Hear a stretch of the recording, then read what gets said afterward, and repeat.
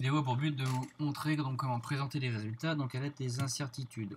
Donc l'objectif sera d'écrire le résultat sous la forme grand M égale petit m plus delta grand M. Donc petit m ici est donc la grandeur mesurée et delta m est ici donc l'incertitude. Première règle, on se limitera à un chiffre significatif pour l'incertitude. Donc si l'incertitude ne contient pas un chiffre significatif, il faudra alors majorer. Et donc le mot important ici, majorer. Majorer ne veut pas dire arrondir. Ça veut dire que nous allons devoir surestimer l'incertitude avec un chiffre significatif.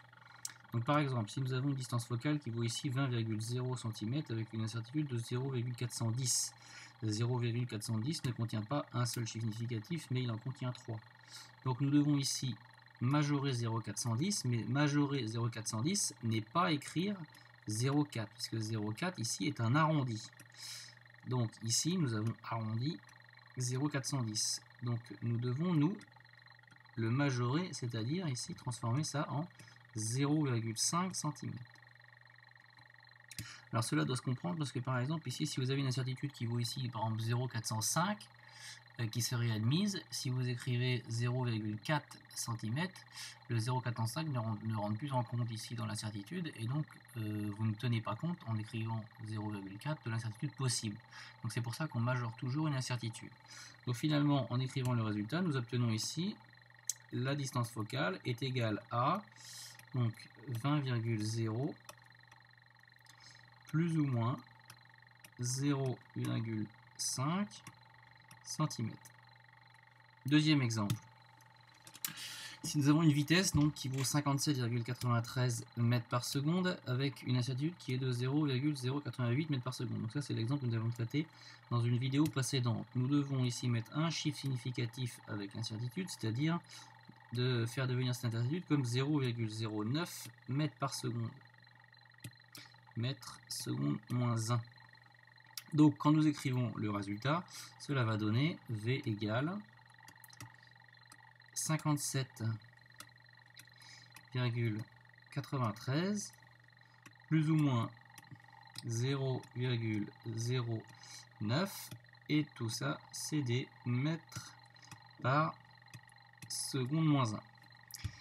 Ensuite la deuxième règle qui est que qui s'effectue bien entendu après la première, qui est que l'incertitude doit être sur le dernier chiffre de la valeur mesurée. Et si ce n'est pas le cas, il faut certainement arrondir la valeur mesurée. Donc par exemple, sur les deux cas précédents, regardez bien, nous avons ici une incertitude qui vaut de 0,5. Le 5 ici, eh bien, c'est le dernier chiffre de la valeur mesurée, donc avec le bon nombre de chiffres significatifs. Donc là, c'est correctement écrit. Si ensuite nous avons ici 0,09, donc on est à deux chiffres après la virgule, on est bien sur le deuxième chiffre après la virgule ici, donc on est bien, l'incertitude correspond bien au porte sur le dernier chiffre de la valeur mesurée, ici un 3. Donc ensuite, si par exemple nous avons ici une incertitude qui vaut 0,862449 ohms sur une valeur de résistance qui vaut 100,251389. Donc nous voyons ici que nous allons d'abord faire la première règle. Donc la première règle qui est que il faut majorer cette incertitude et donc écrire ici 0,9 ohms. Ensuite, deuxième règle, nous voyons que 0,9 ohms, donc l'incertitude est sur le chiffre des dixièmes d'ohm, donc après la virgule. Donc ici, il va porter sur le 2. Donc s'il porte sur le 2, ici, ça veut dire que l'incertitude est sur le 2. Donc si le 2 est incertain, le 5, le 1, le 3, le 8 et le 9 sont nécessairement très incertains et donc n'ont aucune raison d'être affichés. Donc c'est pour ça que nous allons devoir ici couper, donc déjà après le 2, tous les chiffres au-delà du 2, donc ceux-là n'ont aucune raison d'être. Par contre, ils vont nous servir à arrondir.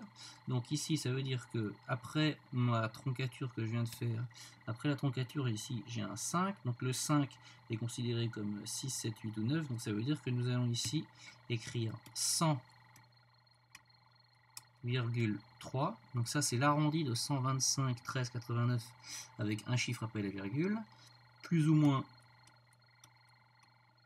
donc l'incertitude qui sera égale ici à 0,9. Donc ça, parenthèse, on n'oublie pas l'unité, et ça c'est une résistance. Donc le résultat ici est correctement écrit.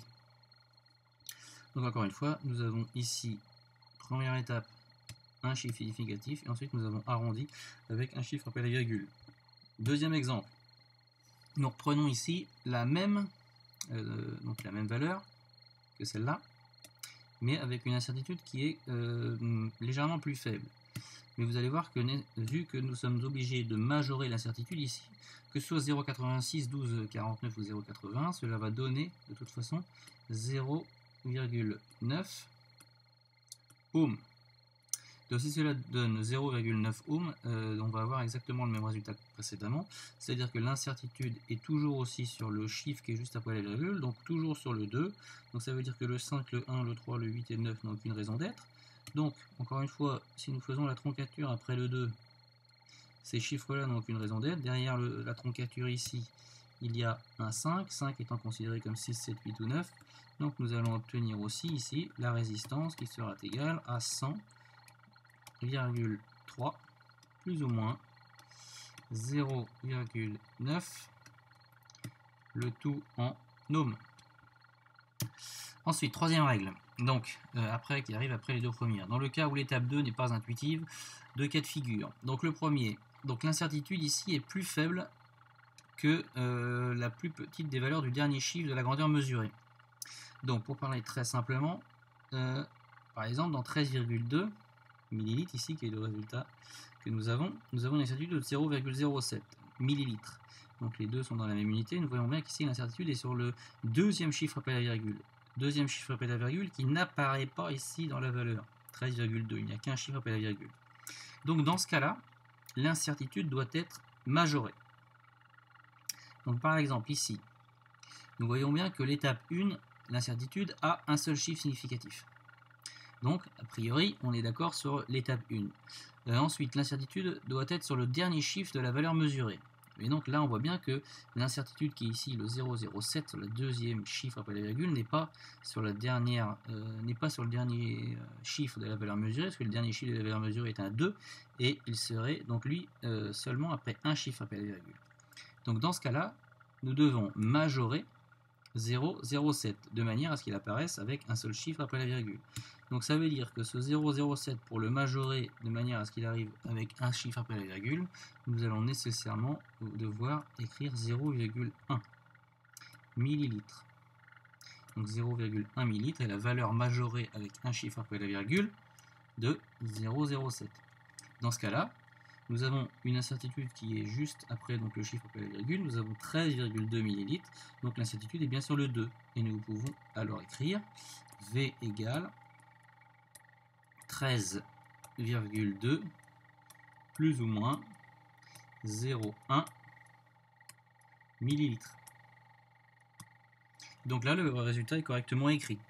Si nous avions écrit, et donc là je vais changer ici en bleu, donc 13,2 plus ou moins 0,07, donc ça aurait été pas accepté, car l'incertitude ici, le 7, aurait été sur un chiffre ici, qui est le deuxième chiffre de la virgule, qui n'existe pas. Donc ça n'est pas la bonne écriture. Exemple, ou plutôt au deuxième cas de l'étape numéro 3. Donc dans le cas où cette fois-ci, l'incertitude est plus élevée que la plus grande valeur du dernier chiffre de la grandeur mesurée.